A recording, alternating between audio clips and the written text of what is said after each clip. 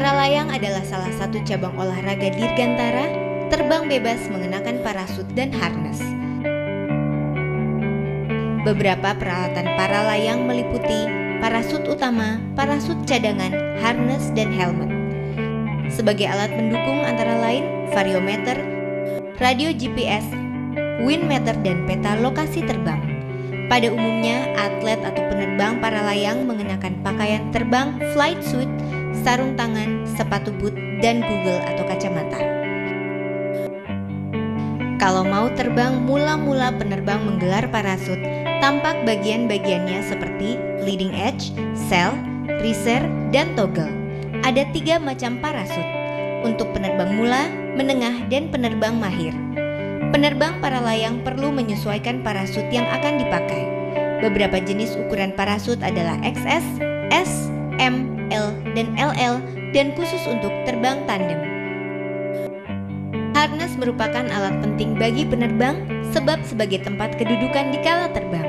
Kedudukan harness harus nyaman agar penerbang mudah dan leluasa melakukan gerakan.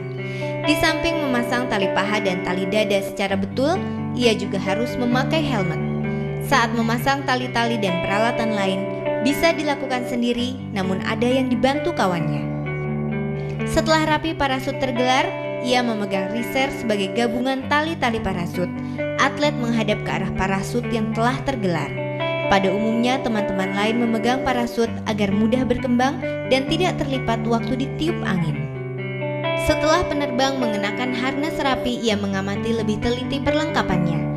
Ia mengamati alam sekitar dan arah datangnya angin. Penerbang memegang riser atau tali kemudi sambil menunggu datangnya angin. Kedua tangan atlet bersilang memegang riser menghadap ke parasut yang sudah tergelar. Angin kencang meniup mengangkat parasut hingga di atas kepalanya. Atlet memutar tubuhnya ke depan ke arah datangnya angin. Ia maju 2-3 langkah, lalu lepas dari bibir tempat meluncur. Sesudah lepas dari tempat meluncur, para layang melayang merendah, tapi sebentar sekali lantas naik. Bersamaan waktunya, penerbang mengatur kedudukan pada harness. Setelah beberapa waktu lamanya ia melayang-layang di udara melakukan beberapa gerakan. Ada penerbang yang sekali meluncur langsung bisa melayang, namun ada yang 2 kali atau lebih baru bisa lepas lalu melayang. Jika tidak lama terbangnya lalu mau mendarat di tempat yang telah ditentukan atau target, maka ia akan berupaya mendarat langsung. Ada yang bisa langsung ditarget, tetapi ada yang mendarat di beberapa tempat dekat atau jauh dari target. Apabila akan terbang tinggi, atlet perlu pandai-pandai mencari termal. Terbang dari termal ke termal akan dapat membumbung tinggi. Setelah pada ketinggian tertentu sekitar 3.000 kaki, mulai terbang ke tempat yang dituju.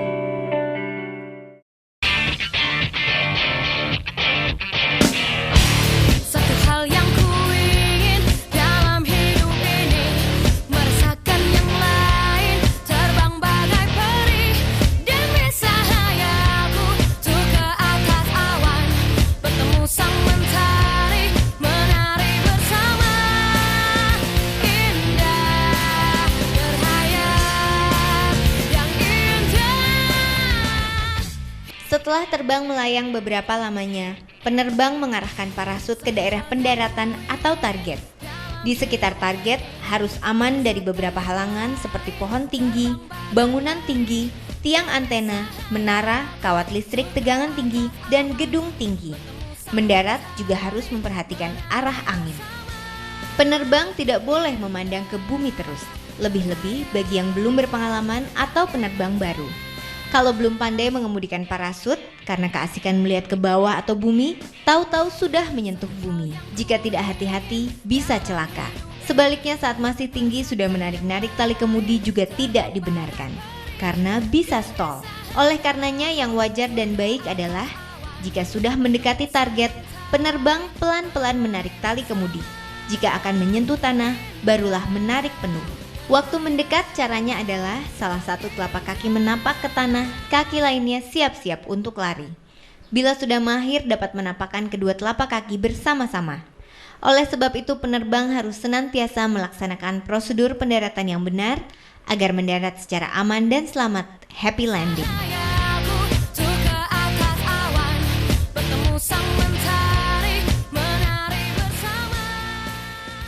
Kegiatan para layang di Indonesia makin maju dan banyak peminatnya. Kini tempat kegiatan para layang pun kian banyak. Beberapa atlet para layang Indonesia sudah sering melawat ke luar negeri seperti Turki, Australia, dan Korea. Sudah 2 kali atlet para layang kita mengikuti kejuaraan dunia pertama di Turki tahun 1977 dan kejuaraan dunia kedua di Spanyol. Salah seorang atlet para layang Indonesia terkemuka menduduki peringkat 1 nasional terbang jauh adalah Lili Darmono. Saya mulai menggeluti olahraga para layang ini sejak tahun 1992. Jadi pertama kali saya mengenal para layang adalah tahun 92. Saya pernah juga mengikuti kejuaraan-kejuaraan di luar negeri. Tahun 1997 pertama kali tim Indonesia itu mewakili timnya di World Air Game pertama di Turki pada tahun 97. Kemudian tahun 2004 saya mengikuti kejuaraan First Asia Paragliding pertama di Korea. Saya sedikit berbeda, mulanya saya awal dari Gantole Pak. Dari Gantole, terus ke 81 sampai dengan 87, kemudian 99 saya beralih ke para layang. Nah, mengenai animo sendiri kalau saya melihat makin tahun makin baik, karena dibarengi dengan teknologi yang makin bagus sehingga keamanan tuh makin tinggi, sehingga rasa takut yang semula dihantui orang-orang menjadi hilang. Mengenai teknologi sendiri dari mulai peralatan kanopi sendiri, harnessnya, parasut yang utama itu, dan ditambah dengan beberapa instrumen yang menunjang untuk melakukan terbang dengan nyaman. Para layang merupakan olahraga dirgantara, terbang bebas di udara menggunakan parasut, diawali meluncur dari puncak atau tebing bukit atau gunung. Olahraga dirgantara yang satu ini merupakan gabungan dari gantole yang meloncat dari gunung dan terjun payung melayang memakai parasut. Para layang dirintis di kawasan pegunungan Alpen Eropa sekitar tahun 1980-an. Maka di Indonesia tahun 1989 atau 1990. Sebagai perintis dan orang Indonesia pertama dengan para layang adalah Gendon Subandono. Ia belajar sendiri tanpa ada pembimbing sama sekali di Bukit Pasir Parangtritis, Kabupaten Bantul, Yogyakarta tahun 1989. Para layang adalah salah satu olahraga terbang bebas yang dilakukan di lereng-lereng bukit atau di pegunungan dengan menggunakan parasut, di mana penggunaan parasut ini dengan memanfaatkan angin yang ada.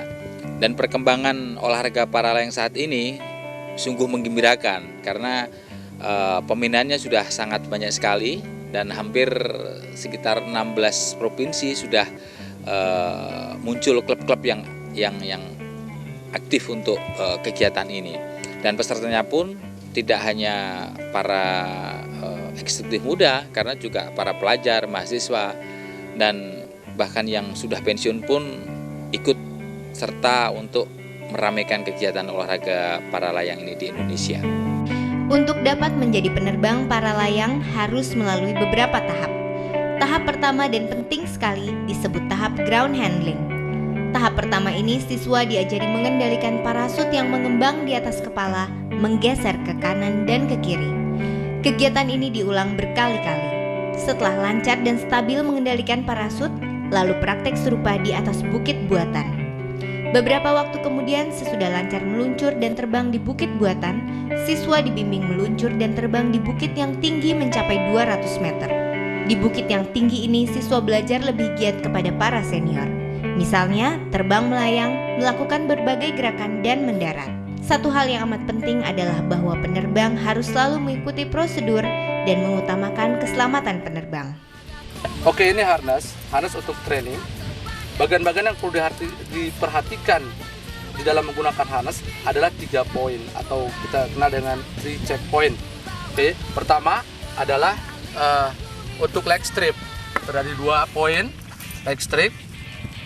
1 yang kiri, dan ini leg strip yang kanan, dan ini adalah bagian dada atau chest strip.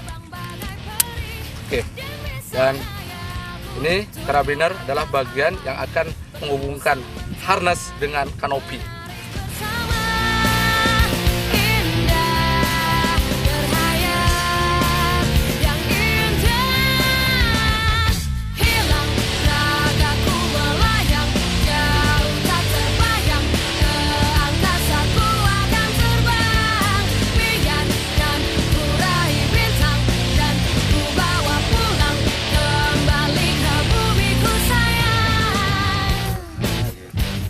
praktis untuk membawa kanopi ke tempat yang kita kendaki dalam aktivitas ground handling.